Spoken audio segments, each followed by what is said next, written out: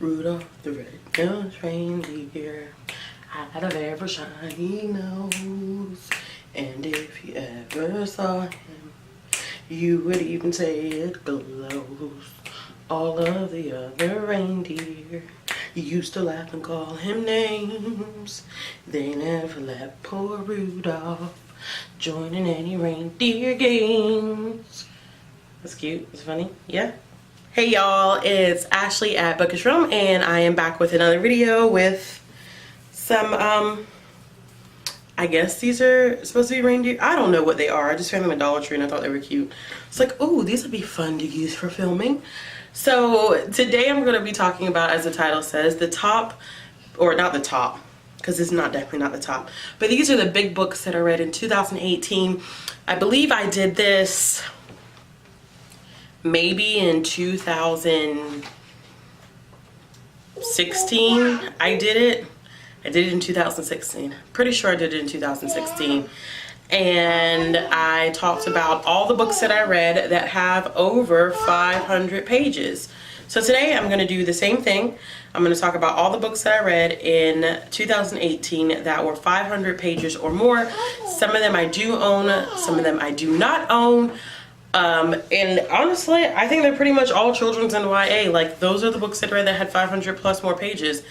I did not get to any, all the adult books I read this year were less than 500, and I did not pick up any classics really this year at all, which is trash. That's so bad. It's so bad, but whatever. Moving on. So one of the first big books that I have, and this is not in the order that I actually read them, this is just the big books that I have them in a pile on the floor and I'm just picking them up. The first one that I have here is Before the Devil Breaks You by Libba Bray. This is the third book in the Diviner series. I will not talk about this book at all because it's full of spoilers, but this is such a great series that I don't think gets enough credit.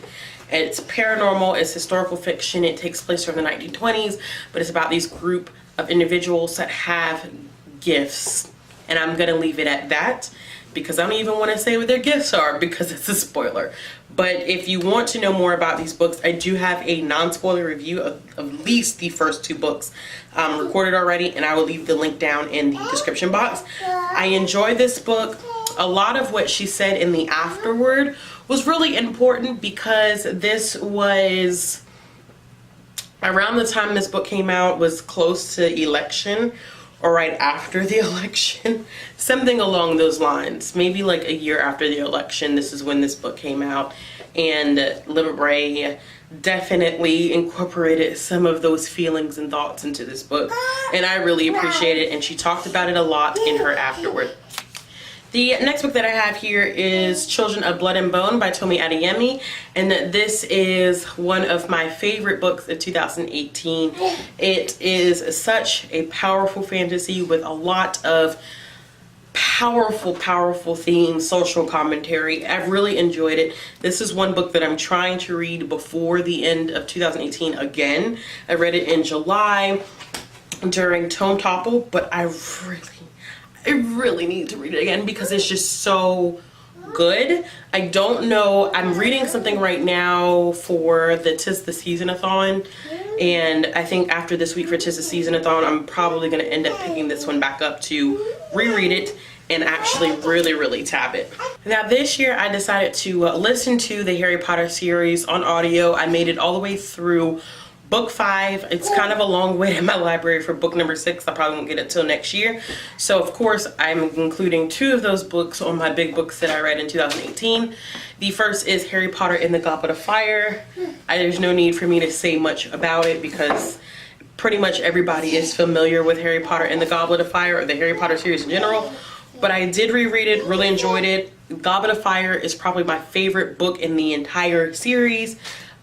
It's definitely when everything takes kind of like a darker undertone and when we start to see more mature themes in the series, and I am just favorite book out of the series, hands down, definitely. The next big book that I have here, of course, is Harry Potter and the Order of the Phoenix, and this was one that I started to annotate, but I really didn't like this I didn't really like this copy because it's water damage and the spine is broken, so it's kind of falling apart. So I just ended up deciding I'm just gonna listen to it and not follow along and annotate. I'll do that next year when I get some better paperback copies of it. But this actually became my second favorite book of the series. I think I did not enjoy it as much because I thought, I don't know what, I just felt some type of way about Harry in this one, but reading it this time around, I realized that he was growing up, he was going through growing pains, he had a lot going on, and this book is the book where we find out that Harry's just not a perfect person, and it's okay that he's not a perfect person, and we grow to accept the fact that he's not perfect, and he has character flaws, and all that is established in this book, and I really enjoyed it. This one is a hunker, y'all. Children of Blood and Bone is a little over 500. Before the Devil Breaks You is a little over 500. Goblet of Fire is over 700, and Order of the Phoenix checks in at 870 pages. 870 pages. That's a hunk of a book. I don't have the last two big books that I read this year, so this actually just makes for a total of 6 books that I read that were over 500 pages.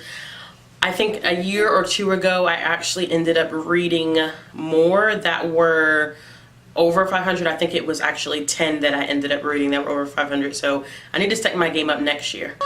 So the first one that I read that I do not own is Fury Born by Claire Legrand, and I hated this book. This is one of my least favorite books of 2018, and I will actually have a full list of those, but this is definitely one of the books of 2018 that I really disliked. I really disliked it.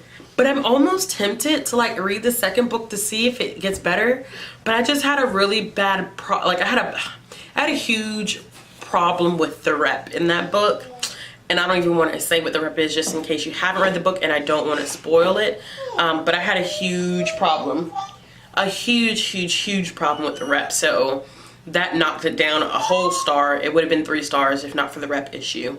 But I saw the plot coming from 1,000 miles away, the huge plot twist. It's about 2 women who are born 1,000 years apart, and one is supposed to save the kingdom when the other one's supposed to have the power to destroy the kingdom, and it's just a mess. It's a complete mess. The second big book that I read that I do not own but hopefully will be owning soon is The Gentleman's Guide to Vice and Virtue by Mackenzie Lee. This was one of my favorite books of 2018. It is fast-paced, humorous, a lot of historical fiction. I just really enjoyed it. It was absolutely fabulous. I know that the second one came out, which is about his sister. I did not get the opportunity to read that one this year, but I hopefully will get the chance to read it next year. But if you haven't read it, read it. The main character was kind of annoying, but stick with him because he does grow throughout the book, and I'm really looking forward to seeing what his sister does. Alright y'all, so that is it. Those are the 6 books that I read in 2018, the ones that were over 500 pages. I really like big books because I feel like you can really get into them, really get a strong sense of the source material. So next year I really want to read more big books, but I'll talk about that more in my 2019 reading goals. Until then, I hope you guys have a wonderful night. If you like this video, give it a thumbs up. If you want to see more content from me, make sure you click the subscribe button. And as always, I hope you guys have a wonderful night.